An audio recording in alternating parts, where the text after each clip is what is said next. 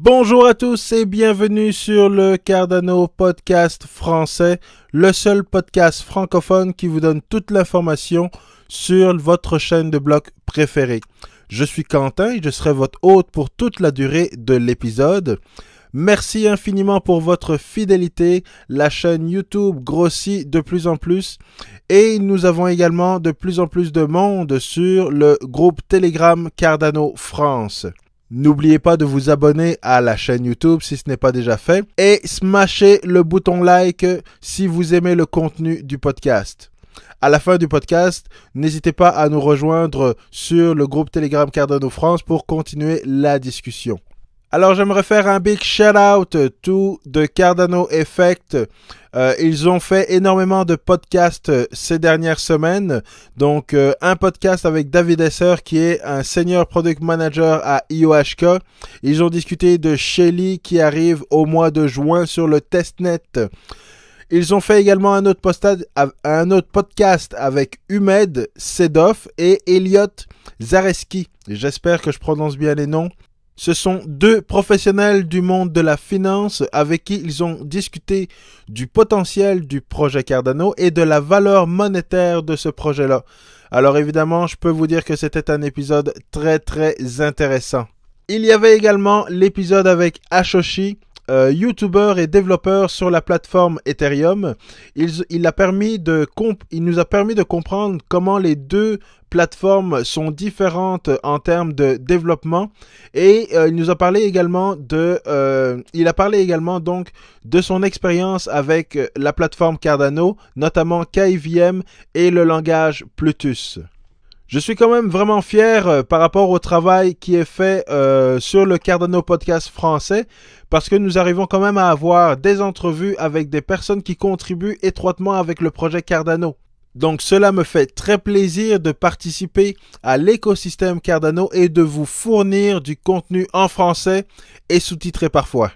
Alors merci à tous ceux qui ont participé au concours de cette semaine. Les gagnants seront annoncés à la fin du podcast et je leur écrirai sur Twitter directement pour pouvoir prendre leurs renseignements et leur envoyer les cartes Tengem.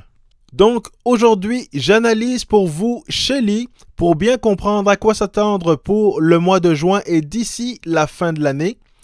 Dans les prochains épisodes, j'aurai différentes interviews, notamment avec Mathias Benkor, qui est développeur Haskell chez IOHK. On parlera des langages fonctionnels versus les langages impératifs. Évidemment, je vous expliquerai tout ça lors de l'épisode. Nous aurons également Milad de YouSourcing, avec qui nous discuterons un peu plus en détail de ce que c'est YouSourcing, de la blockchain dans le monde du commerce électronique et de son partenariat avec Emergo. Nous aurons également un épisode sur la cryptographie et la sécurité d'Ouroboros. J'essaie d'avoir quelqu'un d'IOHK pour nous parler en détail de la sécurité et de cette partie cryptographique qui est très intéressante. Et nous aurons également les membres du Cardano Effect sur le podcast. Ils ne sont pas encore au courant, mais je vais leur envoyer l'information très bientôt. Ce serait très cool de revoir Florian pour nous parler de CESA, le nouveau service d'Emergo. Il nous en avait parlé un petit peu lors du IOHK Summit, mais avec le lancement officiel, ce serait vraiment important qu'il puisse nous parler de l'intégration de CESA dans l'écosystème de Cardano, notamment avec Shelly, le stake pool, etc. Tout ce qui s'en vient. Donc, comme vous pouvez le constater, ce n'est pas le contenu qui manque et le show must go on. Alors, le 5 juin, je participerai à la conférence FinTech Québec.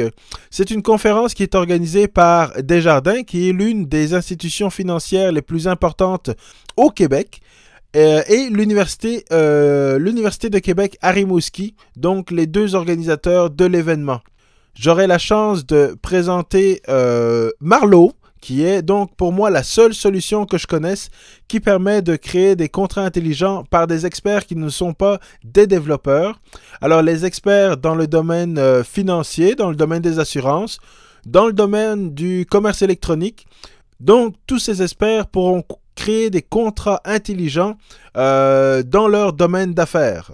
J'espère pouvoir vous partager le vidéo de la conférence, mais je vous partagerai donc l'essentiel de l'événement, de cette expérience, de la réception de la présentation, ce que les gens ont aimé et les questions qu'ils ont posées. Par rapport à Shelly maintenant, alors j'ai analysé les informations fournies par Charles et David Esser et honnêtement pour le mois de juin, il n'y a rien de très excitant. Il va falloir attendre un petit peu plus que Shelly évolue un petit peu plus sur le testnet. Parce que à moins que vous ayez un super sysadmin avec des grosses compétences en commande DOS, il n'y aura pas de grosses annonces par rapport à la sortie de Shelly sur le testnet. Alors, vous allez entendre beaucoup de critiques qui vont dire que ça marche pas, que Shelly fonctionne pas, qu'il n'y a rien à faire avec Shelly, mais c'est juste qu'ils n'auront rien compris. Shelly va être la première version Proof of Stake et décentralisée du projet Cardano. Il y a beaucoup de recherches qui a été faites par rapport à Shelly sur la décentralisation, mais il y a beaucoup de tests à effectuer avant que Shelly soit mise en production sur le mainnet. Il va falloir tester les différentes attaques, notamment par rapport au protocole Proof of Stake. Parce qu'évidemment, personne ne veut que Cardano ne soit vulnérable à la sortie de Shelly. Il faut se rappeler que lorsque Shelly est out, c'est toutes les applications en production, notamment Daedalus, Yoroi, Ledger, les différents stake pools, les différents exchanges qui seront sur le protocole Proof of Stake. Pour ça, ils ont décidé de commencer par un tout petit groupe familier avec l'administration de système pour pouvoir tester comment le système va réagir en cas d'attaque.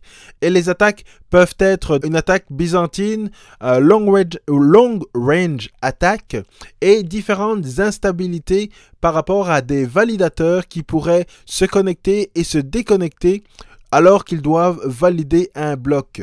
Alors, toutes ces tests doivent être faits avant que, évidemment, on arrive au mainnet. Et à partir du moment où le testnet sera assez stable, ils vont commencer à intégrer beaucoup plus de personnes pour pouvoir créer des stake pools, générer des stake pools, configurer les stake pools et avoir plus de monde sur le testnet pour s'assurer que l'environnement est assez stable, encore une fois, pour passer au mainnet. Lorsqu'une date pour le mainnet va être décidée, ce qu'il ne faut pas oublier, c'est que Shelly est configurable. Donc, à tout moment, la notion de décentralisation peut diminuer ou augmenter. En production, Cardano ne sera pas directement 100% décentralisé.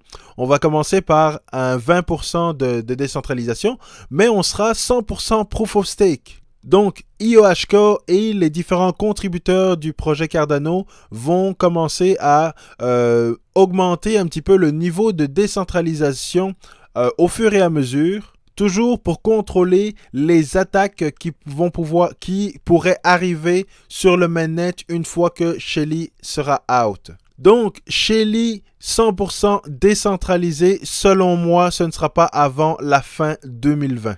Et selon moi, c'est une bonne chose pour deux raisons. Première raison, c'est que Shelly va rester sécuritaire de cette manière-là. Donc, si graduellement Shelly devient décentralisé et qu'il y a une supervision de IOHK et des contributeurs, cela nous permet de graduellement et de manière sécuritaire passer de Proof of Work à Proof of Stake et devenir une référence également pour les autres projets dans l'écosystème blockchain. La deuxième raison, c'est que Shelly ne sera pas la seule innovation qui va arriver. Il y a plusieurs projets qui sont développés en parallèle et qui vont appuyer la sortie graduelle de Shelly. Avec Yoroi, Cesa, les nouvelles interfaces de Daedalus, les stake pools. Ça fait énormément d'annonces. Il va y avoir les contrats intelligents avec Plutus, Marlowe. Il pourrait y avoir des nouveaux ICO sur Cardano. Donc, tous ces éléments-là vont contribuer au succès de Cardano. Donc, même si Shelly a un petit peu de retard ou qu'il n'est pas directement 100% décentralisé, cela va donner beaucoup de valeur pour le projet Cardano, valeur monétaire et une référence pour les institutions. Alors, c'est tout pour aujourd'hui. Merci pour votre fidélité. Avant de vous quitter, je vous donne les gagnants du concours. Alors, les gagnants sont Valos, Cyril Gab et Yider.